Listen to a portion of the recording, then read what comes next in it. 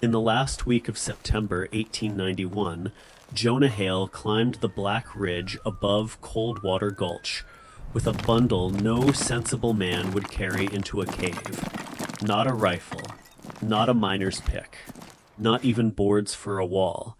He carried 3 sacks of greasy sheep fleece, a coil of rawhide rope, and a dented piece of stovepipe tied across his back. Behind him, his 12-year-old daughter Ruth pulled a hand sled over the loose shale. Their old blue heeler, Blue, stopped at the dark opening in the ridge and refused to go in. Down in the gulch, people watched the loads move uphill and came to the same quiet conclusion. Jonah Hale had buried his wife in March, and now grief had him preparing to bury the rest of his family in a hole in the mountain. But Jonah was not building a grave. He was building the first warm room his daughter had known since winter killed her mother. The idea began with a failure he could not forget. The cabin Jonah built near Coldwater Creek looked solid enough from the outside. Cottonwood logs, mud chinking, a stone hearth, a roof weighed down with poles and sod. In fair weather, it was a decent place to live. Winter exposed every lie in it. During the cold spell before, the chinking pulled away from the logs. Fine snow sifted under the door. The floor stayed so cold that Ruth would pull her knees to her chest before dawn, trying to keep her feet from touching the blankets near the edge. Jonah burned more wood. He packed moss into gaps. He hung canvas along the north wall and moved the bed closer to the hearth. It made the air hotter near the fire. It did not make the cabin dry. Warm breath struck cold logs and turned to water. The water ran down the inside walls in thin black lines. By January, Miriam Hale's cough had become a sound Jonah heard even in his sleep. He cut twice as much wood. He kept the fire alive until his eyes burned. But the harder he heated the cabin, the more the walls sweated. By the first week of March, Miriam could no longer stand long enough to braid Ruth's hair. When the thaw finally reached the lower pasture, Jonah was digging through ground still frozen 3 inches below the mud. After the burial, 3 pewter spoons remained in a cup beside the stove. Only 2 were ever taken out for supper. Every evening, Jonah pushed Miriam's spoon to the back with his thumb before Ruth could notice. He never said the cabin killed her. Men in that country did not talk that way about buildings they had made with their own hands. But after Miriam was gone, Jonah began seeing the cabin for what it was. A box that fought winter with flame alone, and flame alone had lost. One night in June, he opened his trapping ledger and wrote 3 words across a blank page. Wind, damp, floor. Then he stared at them until the lamp went out. If he could beat those 3, Ruth might live through the next winter without waking in a cloud of her own breath. The answer came from a place Jonah had ignored for years. Above Coldwater Gulch, where the ridge turned black and broken, an old lava cave opened behind a shelf of scrub oak. Prospectors had used it once for storage, then abandoned it when they found nothing worth hauling out. Jonah remembered taking shelter there during a spring squall. Outside, wet snow struck sideways, hard enough to sting his ears. His coffee froze around the rim of the tin cup. Blue whined and pressed himself behind Jonah's legs. Inside the cave, the air was cold. But it did not change. That was the thing Jonah remembered, not warmth. Stillness. In August, he carried a small mercury thermometer into the back chamber and wedged it between 2 stones. That afternoon, the gulch baked at 82 degrees. The cave held at 51. Before sunrise the next morning, he returned with his coat buttoned to his throat. Frost silvered the grass along the creek. Outside, the thermometer read 29. Inside the cave, the needle still sat just above 50. Jonah did not know the words thermal mass. He would not have cared for them if he had. He knew stone, he knew wind, and he knew the difference between cold that attacked and cold that waited. He pressed his palm against the dark wall and felt no draft, no bite, no moving air trying to steal heat from his skin. It was not a home, not yet. But it was not the cabin either. By late September, Jonah had made his decision. The cabin would keep its job. Meals in daylight, tools, washing, hide scraping. Anything smoky, messy, or bright enough to need windows would stay below. But when the killing cold came, he and Ruth would sleep in the mountain. He wrote no plan. He cut no proper drawing. He simply divided the problem the way a man divides a winter journey. Stop the wind at the mouth. Hold still air with wool. Keep bedding off stone. Put heat where rock could drink it. Keep fuel dry enough to burn clean. That was all. Everything else would be a repair made before January could punish it. Ruth did not like the cave at first. One afternoon, while sorting fleece on the cabin floor, she looked toward the black ridge and asked, "Are we going to live like badgers?" Jonah tied one bundle tighter and answered without smiling, "No, we're going to let the mountain carry what the cabin couldn't."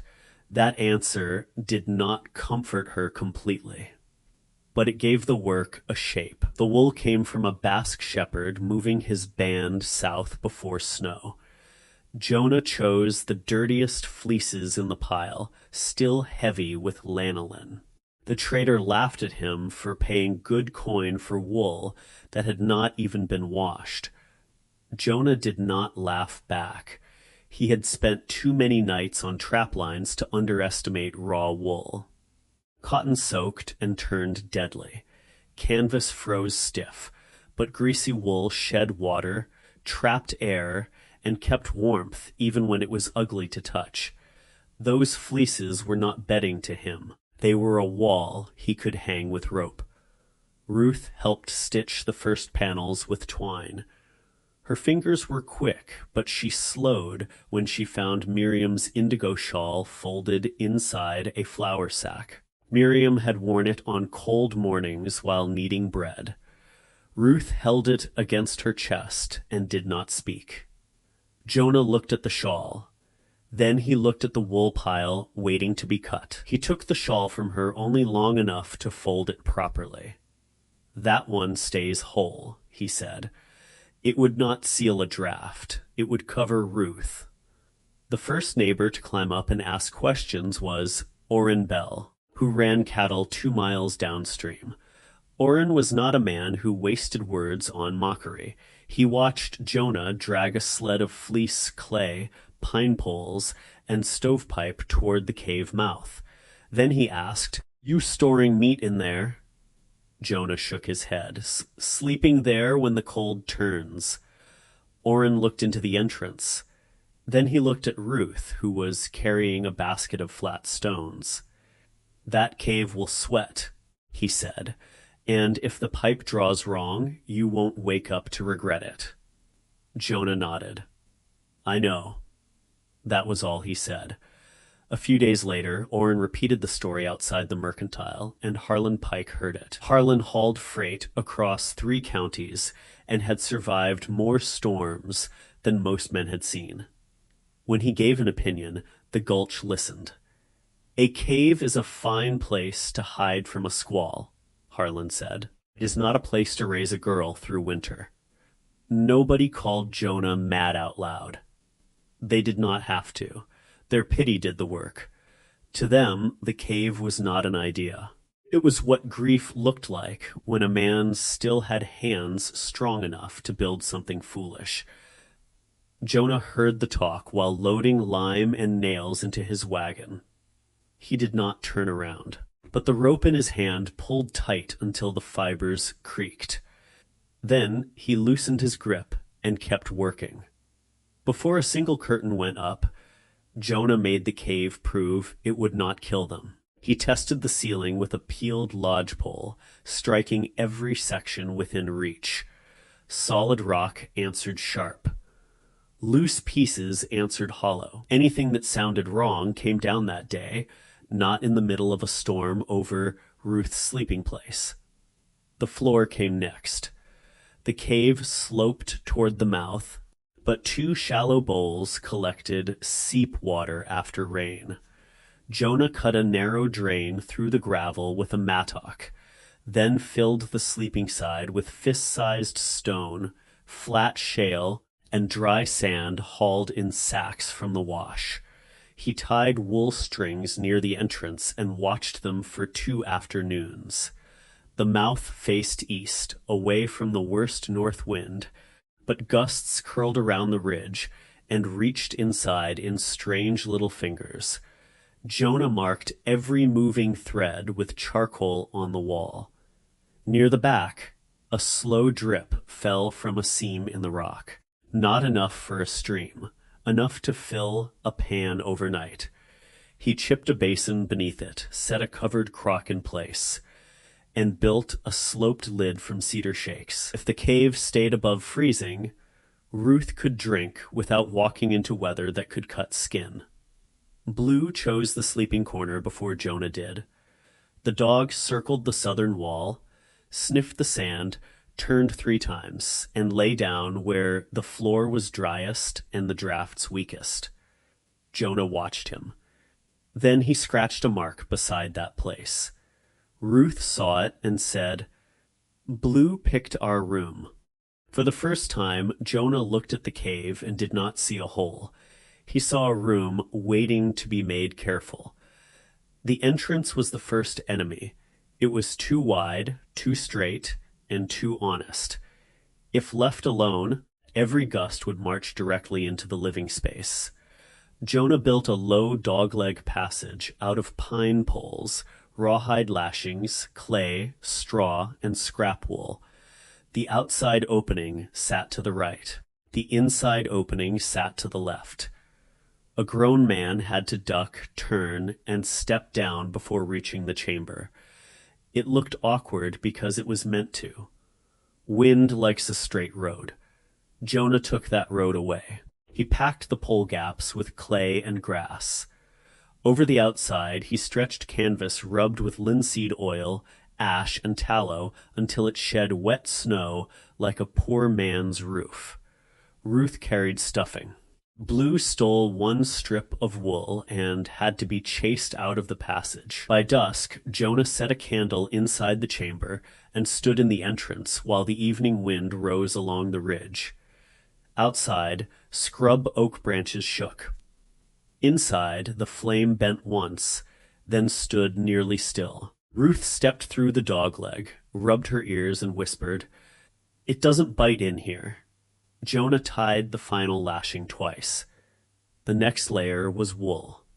He hung 2 fleece curtains inside the passage, 5 inches apart. The outer curtain was rough and greasy. The inner one was denser, stitched from the best pieces Ruth could manage. Between them sat a thin pocket of air. Jonah trusted that air more than he trusted the wool itself. The first cold test came early. On an October night, the temperature fell to 17 outside. Jonah left the stove unlit and slept in the cabin so the cave could stand alone. At dawn, the back chamber still read 46. It looked like a victory, until he tried to lift the outer curtain. The lower edge had frozen to the stone. Moisture from boots and warm breath had collected in the wool, then hardened during the night. If Ruth pulled hard enough, she could tear the panel.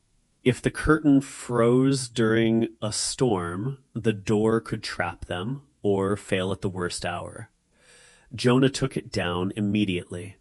He cut 4 inches from the bottom, raised a wooden sill, carved a drain groove beneath it, and sewed a strip of soft elk hide along the lower edge so it brushed the threshold without touching wet stone. The next morning, the curtain moved freely. Ruth asked if that meant the cave was bad. Jonah shook his head. No, it told us early. That became his rule. Any mistake found in October was a mercy. The stove came from a collapsed line shack near the old freight road. It was small, scarred, and missing one leg, but the firebox still held cracked soapstone slabs along two sides. Most men would have placed it near the entrance to spare themselves hauling wood deeper inside. Jonah set it near the rear wall, far from bedding, where the surrounding stone could absorb the heat and return it slowly.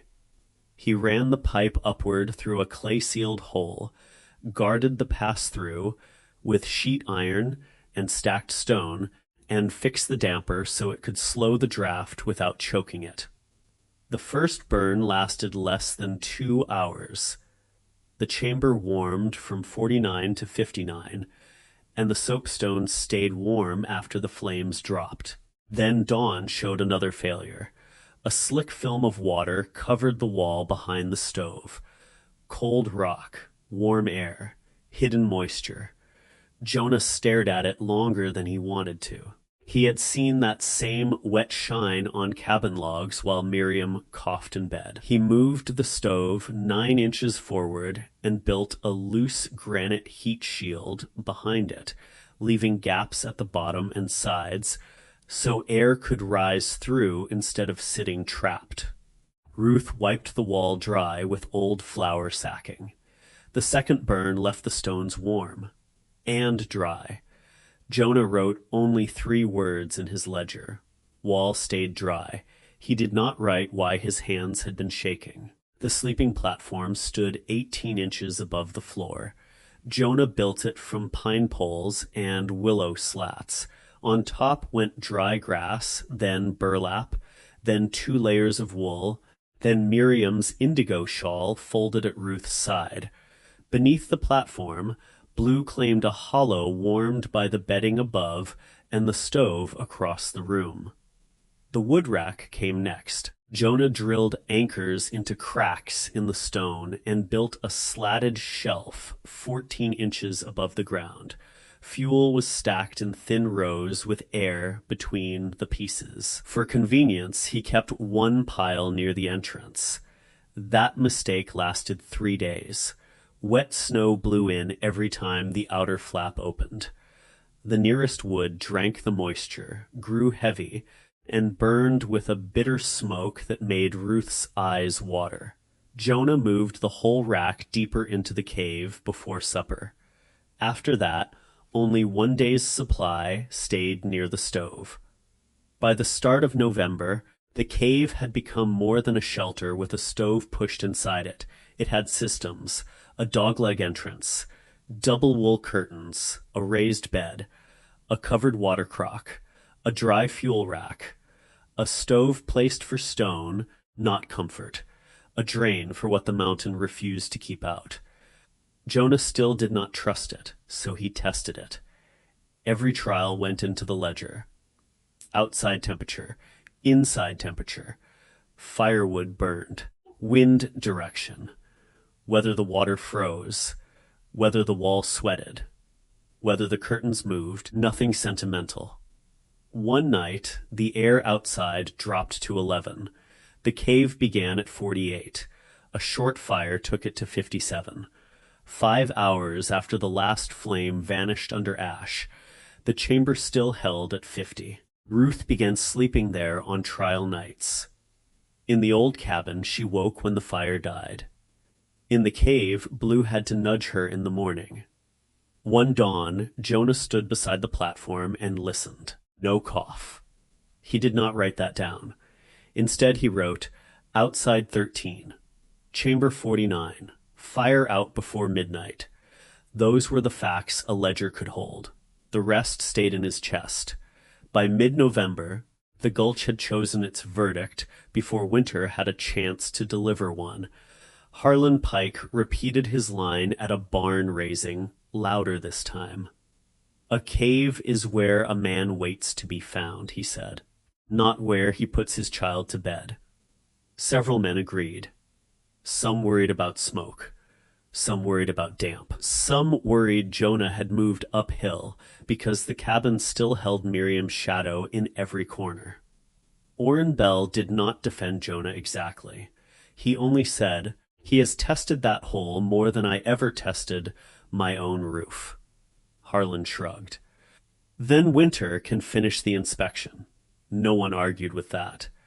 When Jonah heard the words later, he went back to the cave and cleaned the stovepipe again. Then he checked the damper. Then he scraped ash from the bend and measured the distance from stove to bed with a piece of string. The doubts did not change his plan.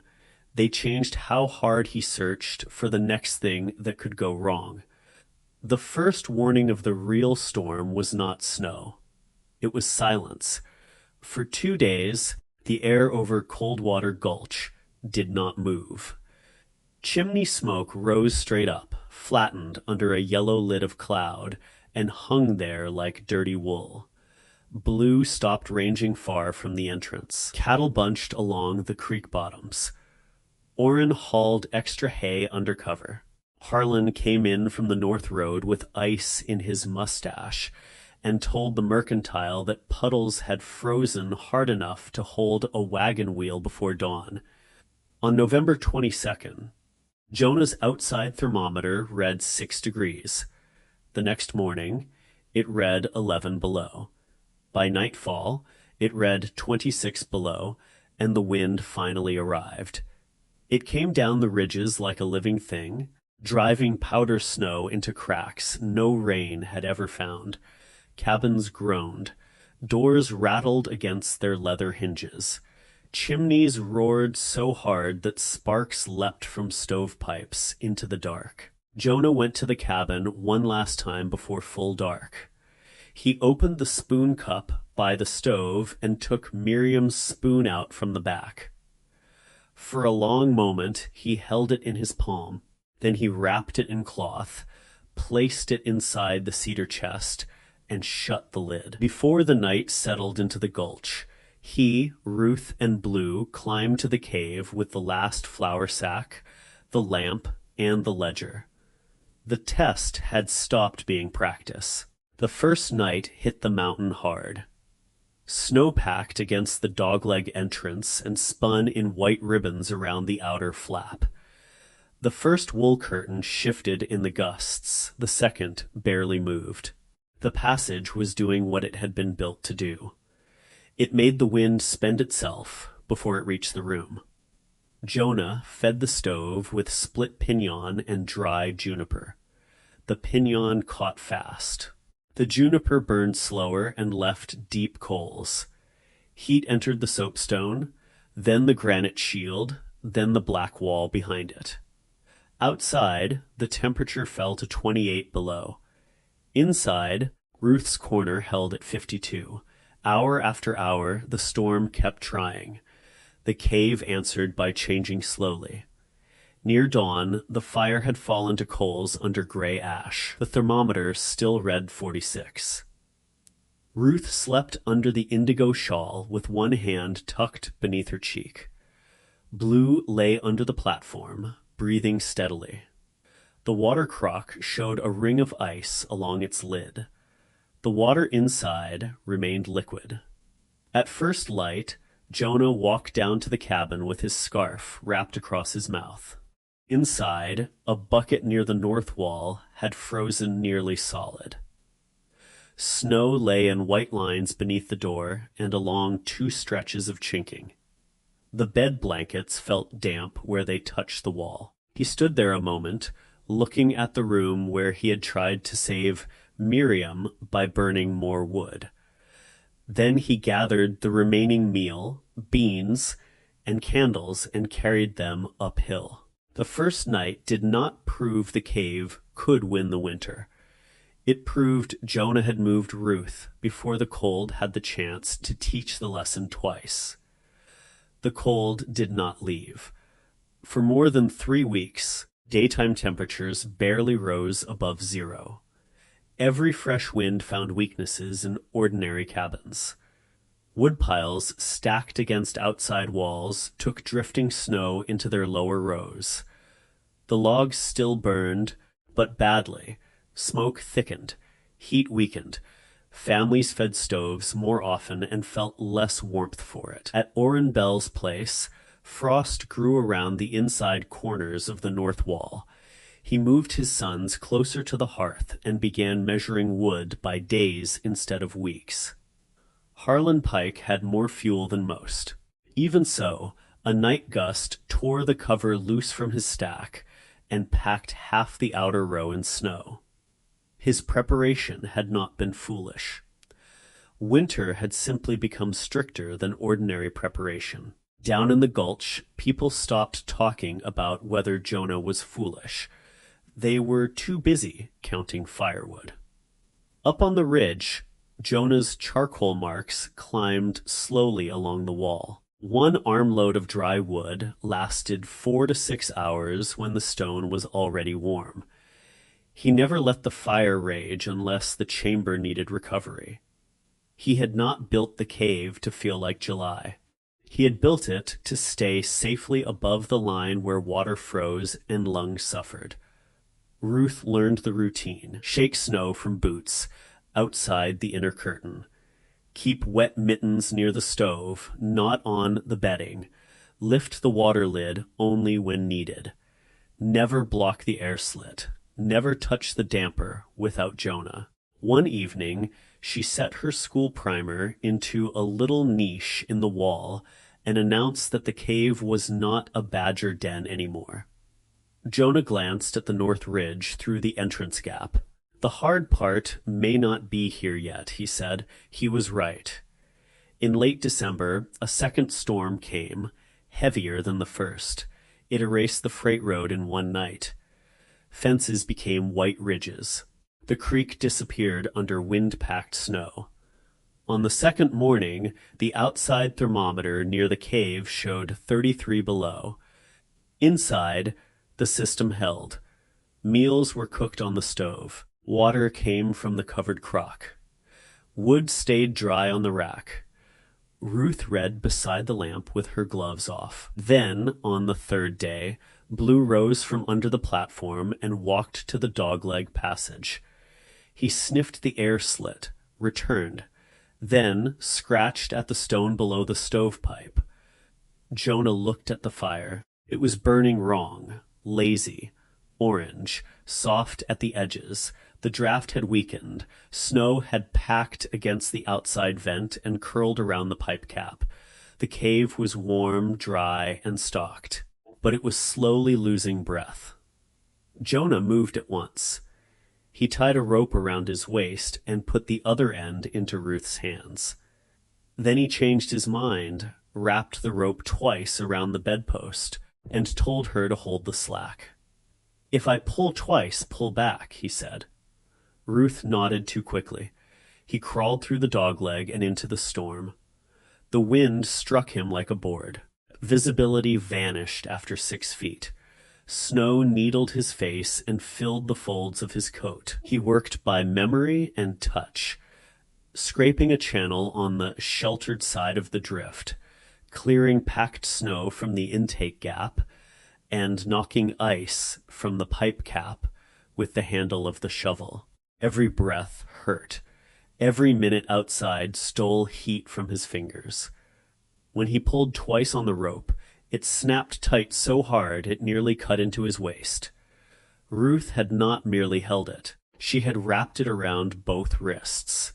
Jonah crawled back through the entrance, coated in ice, beard white, lashes frozen together.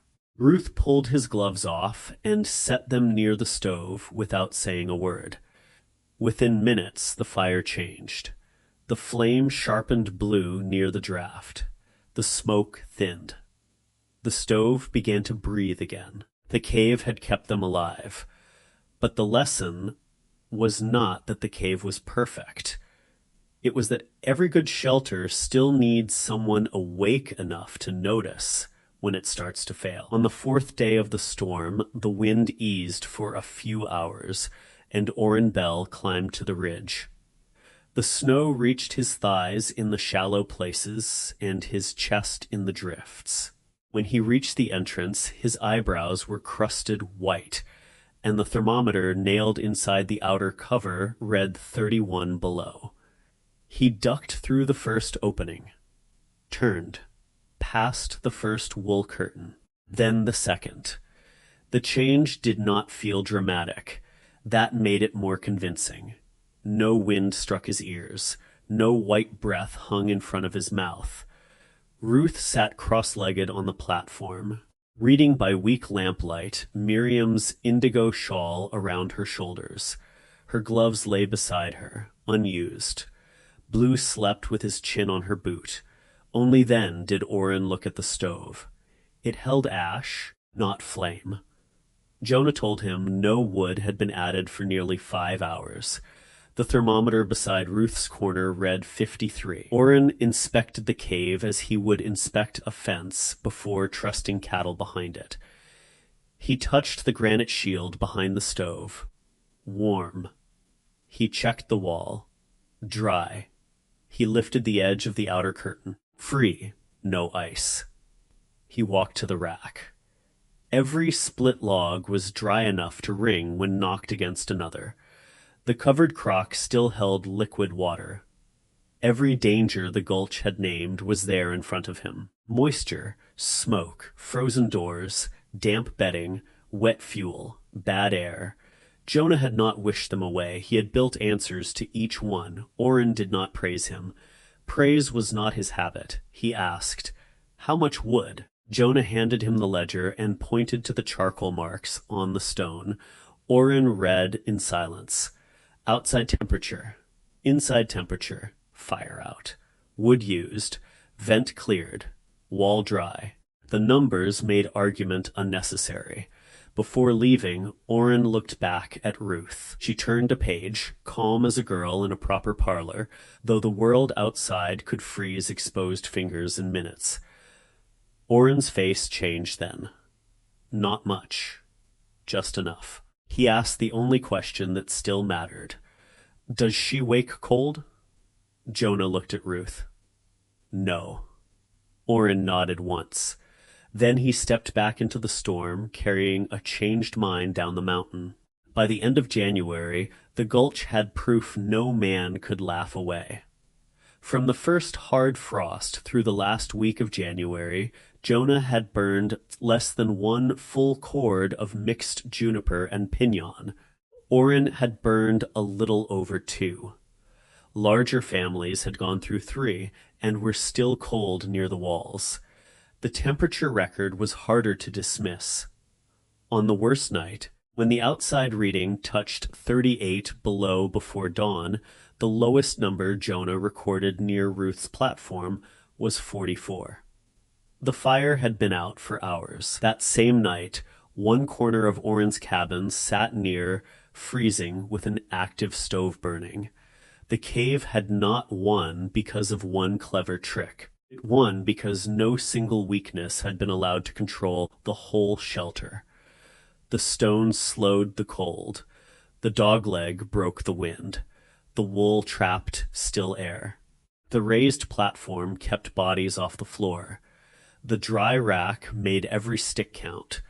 The stove heated rock instead of only air. The ledger turned guesses into corrections.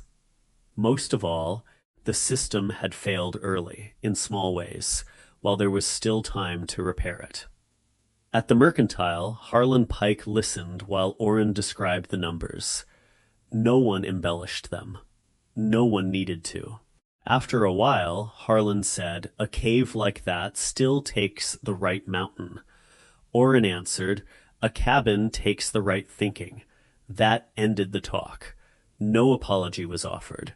None was required. By spring, the snow left Coldwater Gulch in strips and rivulets. Roof lines appeared first, then fences, then the road.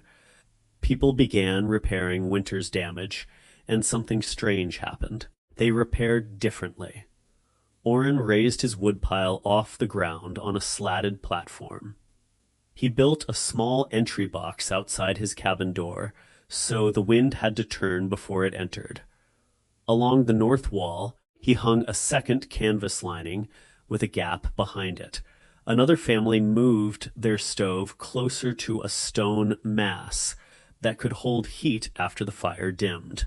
A widow near the creek stitched wool into wall hangings and kept them away from the floor so they would not freeze. Harlan Pike bought sheet iron, lime, and more wool batting than any freighter needed for freight. He never mentioned Jonah's cave. He did not have to. By the next October, half the cabins in Coldwater Gulch held some small piece of the mountain's lesson: raised fuel, air gaps, vestibules, drying racks, tighter flues, curtains that trapped still air instead of merely blocking sight. Nobody called them cave ideas. They simply worked. Jonah did not care about being proved right. Autumn found him back at the ridge with Ruth and Blue, checking lashings, replacing weathered canvas, cleaning the pipe, clearing the drain, and scraping old ash from the stove corners.